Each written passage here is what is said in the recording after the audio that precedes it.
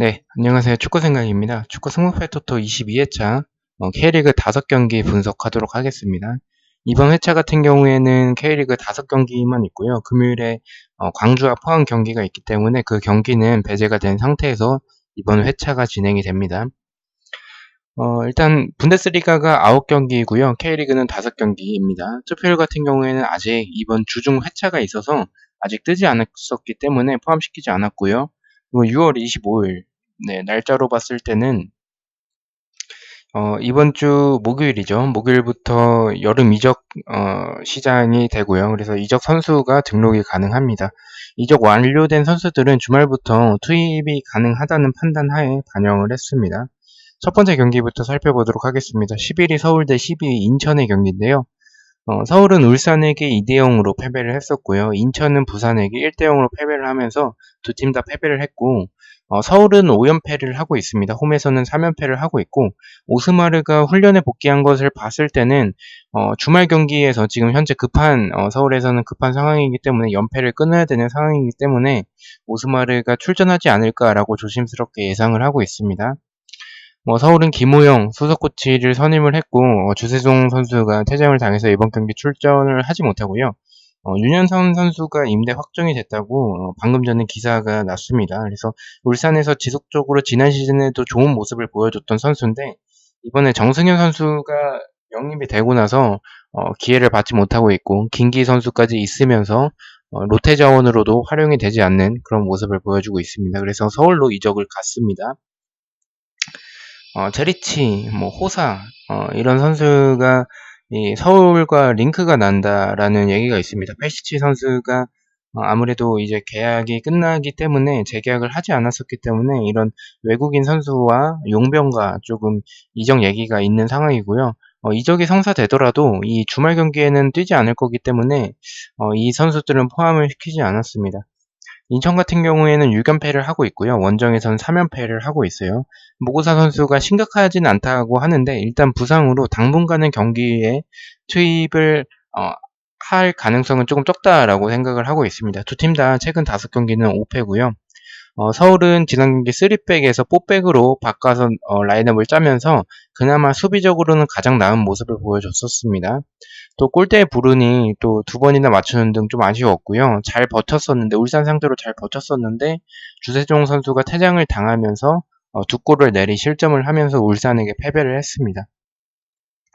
인천 같은 경우에는 김우남 선수 그리고 정상 키퍼 마지 선수 외에는 별다른 활약이 없었고요. 정상 키퍼가 아니었으면 큰 점수차로 좀 패배를 했을 것 같습니다. 서울 같은 경우에는 수비적으로 크로스 공격 그리고 측면 공간을 좀 내주는 모습들이 있습니다. 인천의 크로스 공격이나 세트피스 한 방에 대해서 이 서울의 그 크로스 공격의 약한 부분, 이런 세트피스적인 부분을 고려를 해봤을 때, 인천이 득점을 할 수도 있지 않을까라고 생각을 해봤지만, 무고사가 없으면 그 의미 자체가 좀 없어 보이고요. 무고사가 직접적으로 슈팅을 하지 않더라도 이 수비를 끌고 나오는 그런 형태가 있는데, 그 공격수가, 인천이 송시호 선수를 쓰겠죠. 뭐 어쨌든 지금 인천의 상황은 굉장히 또 안 좋아진 상태고요. 인천의 수비를 봤을 때는 측면 공간, 그리고 중앙 공간 등 불안한 모습이 좀 많고 서울이 이 압박을 잘 해낸다면 패스미스가 압박에 좀 고전하는 그런 인천이기 때문에 패스미스를 할 것으로 보이고 김진야 선수가 지난 경기에서도 좋은 모습, 오스마르의 복귀 예정 소식, 그리고 중거리 한방 등 경기력은 지난 인천보다는 서울이 조금 더 낫지 않나라고 생각을 합니다. 인천은 여름 이적 시장에 기대를 해야 하는 상황이고 스쿼드적으로도 서울이 더 좋다라고 생각을 해서 저는 서울의 단통 승을 예측을 하도록 하겠습니다. 일단 서울이 경기력적으로는 더 좋은데 득점에 대해서 공격이 좀 많이 무뎌진 상황이기 때문에 득점을 할 수 있을까라는 의문 때문에 조금 무승부도 고민이 되는 경기인데 일단은 서울의 승을 바라보도록 하겠습니다. 두 번째 경기입니다. 10위 부산 대 9위 성남의 경기인데요. 부산은 인천에게 1대0으로 승리를 했고 성남은 상주에게 1대0으로 패배를 했습니다. 부산은 홈에서 3연속 무승부를 하고 있습니다. 성남은 4연속 패배를 하고 있고요. 원정에서 일단 성남은 다 다른 전적을 보여줍니다. 직전에는 원정에서 패배를 했기 때문에 이거는 지난 회차에서도 말씀드렸던 그 마인츠와 볼프스부르크와도 동일하다라고 생각을 해주시면 될 것 같은데 2연승 2연무, 2연패 뭐 이런 게 없습니다. 그래서 이거는 뭐 리그 기준이 아니라 원정에서의 기록이라고 생각을 해주시면 될 것 같고요. 이번 시즌 원정에서의 기록이고, 직전 원정에서는 패배를 했기 때문에 이 부산의 승은 없지 않을까라고 패턴적으로는 생각을 하고 있고요. 성남은 나성호 선수가 이제 왔죠. 그래서 주말 경기에 투입되지 않을까라고 생각을 하고요. 최근 5경기는 부산이 1승 3무 1패, 성남은 1승 4패입니다. 부산은 김병호 선수의 결정력이 아쉬웠지만 뭐 압박이나 호물로의 세트피스, 이런 킥력, 그리고 크로스 공격, 이정엽 선수, 그리고 김문환의 원더골, 권혁규 선수도 굉장히 좋은 모습을 보여줬습니다. 수비적으로는 측면 공간, 그리고 뒷공간, 좀 압박에 고전하는 모습도 있었고, 크로스 공격을 조금 놓치는 모습들이 많았습니다. 성남 같은 경우에는 지난 경기에서 수비적으로 좀 임했었던 부분이 있었고요. 결정력이 아쉬웠지만, 뭐, 김영광 키퍼의 선방, 뭐, 이스칸데로프의 중거리나 양종현의 한 방이 그래도 남아있는 성남의 그런 공격진이라고 생각을 하고요. 수비적으로는 지난 경기 최근 경기들에 비해서 가장 나았었던 경기였지만, 세트피스나 제공권, 이런, 크로스 공격에서의 이 제공권 부분들이 아직도 좀 부족한 부분들이 있고, 주력이 좀 느린 모습들이 있습니다. 공간을 많이, 내주지 않았다는 점, 지난 경기에서 그랬다는 점에서는 최근 경기들 중에서는 가장 좋은 모습이었지 않았나 생각을 하고요. 부산은 찬스들을 많이 만들어내는 것에 비해서 결정력이 너무나도 떨어지고요. 부산이 압박에 고전하는 모습들에 대해서 성남이 또 정경호 수석 코치가 잘 준비를 해오지 않을까라고 생각을 합니다. 부산의 공간들을 나성호가 온 성남이 그 공간 자체를 이렇게 노릴 수 있지 않을까라고 생각을 해서 저는 성남 사이드로 보고 있는데, 일단 무승부도 고민되는 경기지만 부산의 결정력을 봤을 때 성남 상대로 쉽게 골을 넣지는 못할 것 같아요. 그래서 저는 부산의 단통 패배 예측하도록 하겠습니다. 세 번째 경기입니다. 4위 대구 대 6위 강원의 경기인데요. 대구는 수원에게 3대1 승리, 강원은 포항에게 2대0으로 패배를 했습니다. 대구 같은 경우에는 홈에서 2연승을 하고 있고요. 홈에서 패배가 없을 정도로 그래도 좀 나름 괜찮은 모습을 보여주고 있고, 구성윤 키퍼가 왔습니다. 같은 라인업으로 뭐 라인업 자체는 일부 변동이 있긴 했지만 전체적인 틀 자체는 좀 비슷하게 계속 지속적으로 구성을 해왔었기 때문에 그런 라인업으로 3경기를 치렀다는 점에서 스쿼드가 그렇게 두텁지 않은 대구기 때문에 체력적인 저하가 있을 것으로 보이고요. 강원 같은 경우에는 2연패를 하고 있고요. 김영빈 선수가 부상으로 교체 아웃이 됐는데, 일단은 뭐 김우규 선수가 나올 것 같긴 합니다. 근데 김우규 선수가 지금 이적을 할 것 같아요. 여름 이적 시장에서. 그런 뉴스나 이런 소식을 좀 들었을 때는 김우규 선수가 강원의 원클럽맨인데 좀 나갈 것 같습니다. 현재 좀 김영빈 선수에게 밀린 그런 상황이어서, 일단 뭐 어쨌든 당분간은 김영빈 선수가 부상으로 교체 아웃이 됐었는데, 부상이 좀 나아지지 않는다면 김우규 선수가 나오지 않을까라고 생각을 하고요. 일단 강원 자체는 연패를 하고 있는 상황이어서 고무열 그리고 김승대가 이번 경기에서는 출전하지 않을까라고 생각을 합니다. 최근 5경기 같은 경우에는 대구는 3승 2무로 패배가 없고요. 강원은 2승 1무 2패입니다. 대구 같은 경우에는 다들 아시다시피 역습과 세트피스가 좋고요. 이런 김선민과 츠바사, 이 두 명의 미드진은 굉장히 또 좋은 모습을, 밸런스적으로도 굉장히 또 좋은 모습을 보여주고 있는 것 같아요. 김선민 선수는 활동량이 또 굉장히 좋고, 츠바사는 뭐 볼을 이쁘게 차는 선수이기 때문에 츠바사와 대안을 좀 교체를 시키면서 공격적인 교체를, 미드진을 한 명을 빼고 대안을 투입을 시킨 거기 때문에 공격적인 교체가 좋았다라고 생각을 했고, 대안이 교체로 투입이 되면서 3골을 넣었습니다. 수비 같은 경우에는 최용훈 키퍼가 여전히 좀 아쉬웠던 부분들이 있었고요. 측면 공간 그리고 뒷공간을 내주는 모습들이 있었습니다. 강원 같은 경우에는 고무열과 김승대의 결정이 좀 아쉬웠고, 두 선수가 없다 보니까 병수볼이 제대로 발휘가 되지 않았다라고 생각을 합니다. 뭐 이영재의 킥력 그리고 중거리는 그나마 강원이 가장 위협적인 모습이지 않았나라고 생각을 하고요. 수비 같은 경우에는 뒷공간 그리고 측면 그리고 페널티킥으로 실점을 했는데, 일단 매번 강원 같은 경우에는 경기마다 먼저 선제 실점을 하는 그런 부분에선 수비가 좀 불안한 모습들이 있는 것 같아요. 또 수비와 키퍼의 그런 커뮤니케이션 미스로 이런 실수로 실점을 했고, 지난 경기 실점 장면들이 좀 아쉬웠고 결국에는 패배를 했습니다. 제 개인적인 생각은 체력적인 문제가 있을 대구보다는 고무열과 김승대가 복귀를 한다면 2연패에 빠져있는 병수볼이 대구의 측면 공간 그리고 뒷공간을 이렇게 노릴 수 있는 고무열과 김승대가 들어오기 때문에 이런 조금 더 유리한 건 강원이지 않을까라고 생각을 하고요. 그래서 강원 사이드를 보고 있지만 구성윤 키퍼가 오면서 생기는 이런 최용훈 키퍼가 있으면서에서의 그런 불안한 부분이 어느 정도 되지 않을까, 안정감이 조금 더 있어질 것 같고요. 강원이 좀 지속적으로 수비가 불안한 부분, 강원이 정배면 조금 불안한 점 등을 봤을 때 승패에도 고민을 하고 있는 경기사입니다.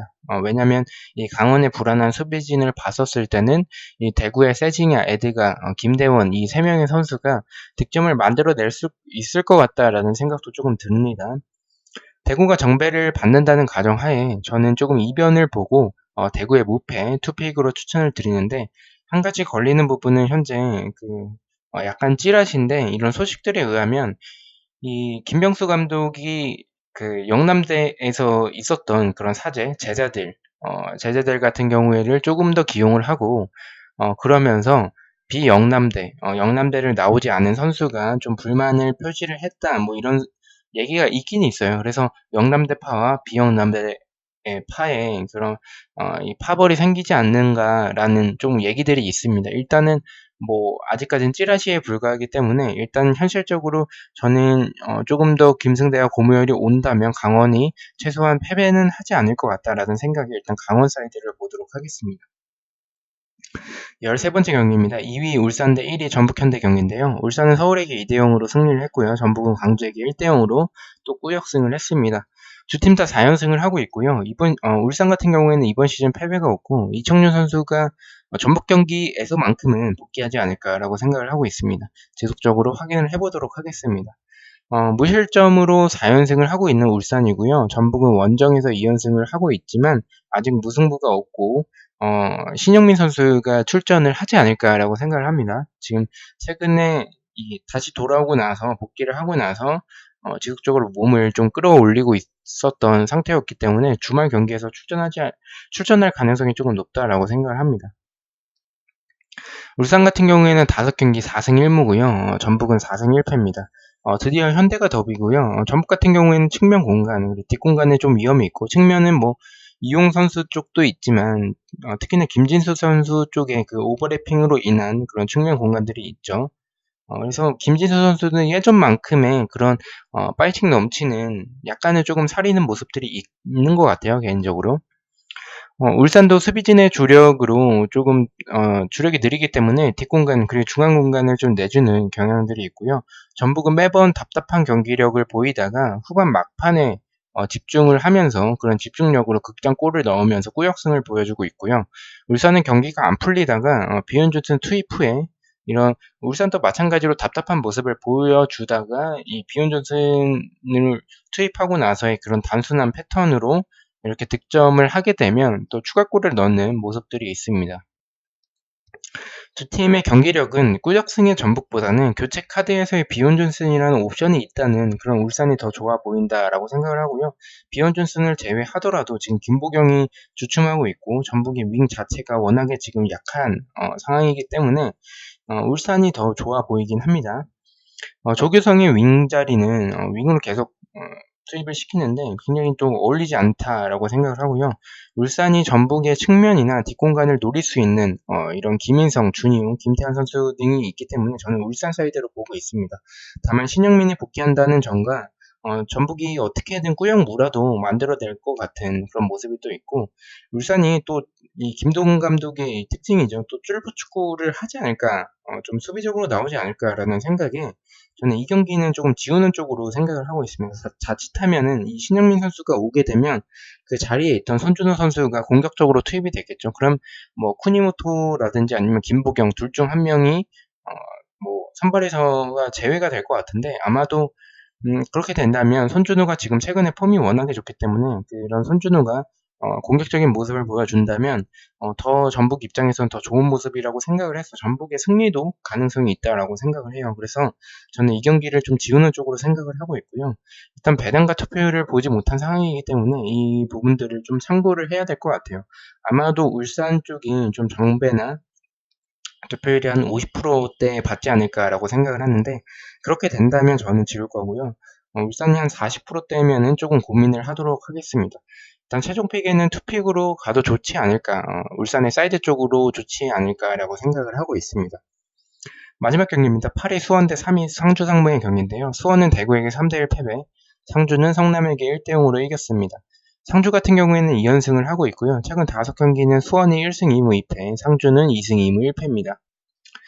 상주는 역습과 압박이 좋은 팀이고요. 세트피스 역시 좋고, 오세훈 선수가 제공권도 제공권이지만 발밑도 굉장히 또 좋은 선수여서 지속적으로 좋은 모습을 보여주고 있는 것 같습니다. 저는 문창진 선수가 이 정도로 잘했었나라는 생각이 들 정도로 지금 상주에서 제 개인적인 생각에서는 지난 경기도 그랬고 이번 경기도 그랬었고 굉장히 좋은 모습을 보여주고 있다라고 생각을 해요. 일단 상주 같은 경우에는 순위에 대한 압박감이 없죠. 어차피 강등이 되기 때문에. 그래서 오히려 부담감 없이 더 좋은 모습을 보여주고 있지 않나라고 생각을 하고요. 수비 같은 경우에는 측면 공간 그리고 뒷공간의 위험이 있는 것은 이번 시즌 내내 나오는 모습입니다. 수원 같은 경우에는 김건희 선수가 선발로 나왔었고요. 중거리 그리고 세트피스가 좋았고 크레피치의 제공권은 좋지만 미드진 선수의 이런 수비 보호가 제대로 되지 않는 점, 수비형 미드필더 고승범 선수가 그 역할을 하는 것 같긴 한데 일단 영균 선수도 있지만 영균 선수 같은 경우에는 아무래도 나이가 있기 때문에 활동량적인 부분에선 조금 미흡할 것 같고 결국에는 고승범 선수가 그 부분을 조금 채워줘야 하는데 중거리는 좋지만 수비적으로도 괜찮은가에 대해서는 저는 조금은 의문이 듭니다. 그래서 중앙 공간도 좀 내줘서 중앙에만 좀 3골을 두드려 맞았죠. 중거리로 3골을 두드려 맞았기 때문에 일단 측면 공간 그리고 가끔 뒷공간도 조금 내주는 부분들이 있고 수비 실수도 작고요. 수비진의 주력도 조금 느린 편이 있습니다. 두 팀을 봤을 때는 밸런스적으로 공수 다 좋은 이 상주가 경기력도 더 좋아 보인다라고 생각을 하는데 상주는 일단 좌우측 그런 사이드백의 그런 약간 불안한 부분들이 있지만 수원은 윙이라고 할 만한 선수가 없죠. 그래서 일단 오세훈과 헨리의 좀 싸움이 되지 않을까라고 생각을 하는데 오세훈이 굉장히 좋은 선수긴 하지만 아직 경험적으로 헨리를 상대하기에는 좀 부족한 모습이 있을 것이라고 생각을 합니다. 헨리의 이런 퍼포먼스는 K리그에서 가장 수비적으로는 가장 좋은 선수지 않나라고 생각을 하고 있어요. 그래서 일단 지난 대구전에서 수원이 비슷한 위치, 아까 말씀드렸던 그 미드필더와 수비의 사이, 센터백과 미드필더의 그 사이인 그 중앙 공간을 좀 많이 내주면서 중거리로 3골을 실점을 했는데 그 부분에 대해서 준비를 해오겠죠. 준비를 해오지 않는다면 그거는 프로 팀이 아니겠죠. 어쨌든 잘 준비를 해올 것이라고 생각을 합니다. 최근 상주의 강상우의 폼이 굉장히 좋아서 고민이 되긴 하지만 이런 수원의 뜬금 중거리나 타가트의 한방 이런 세트피스도 있기 때문에 헨리가 상주의 공격을 막아서 꾸역무라도 해낼 것이라고 생각을 합니다. 상주의 측면과 뒷공간을 노릴 만한 선수가 현재는 지난 시즌의 타가트의 폼이었다면 그래도 해볼 만하겠지만 타가트가 이번 시즌 한 골밖에 없죠. 그래서 이런 선수들이 수원에는 없다라고 생각을 하고 있고 또 현재는 단통 쪽으로 예측을 하고 있습니다. 최종 픽까지 조금 고민을 해보도록 하고요. 일단 사이드는 일단은 상주 사이드긴 해요. 상주 사이드긴 한데 상주의 단통 승보다는 무승부에 조금 더 적합한 경기라고 생각을 하고 있습니다. 자, 이렇게 해서 K리그 5경기 분석을 마쳤고요. 내일 분데스리가 9경기죠. 분데스리가 9경기 및 초안픽 배팅 내역으로 뵙도록 하겠습니다. 시청해주셔서 너무나도 감사드리고 구독과 좋아요 너무나도 감사합니다. 감사합니다.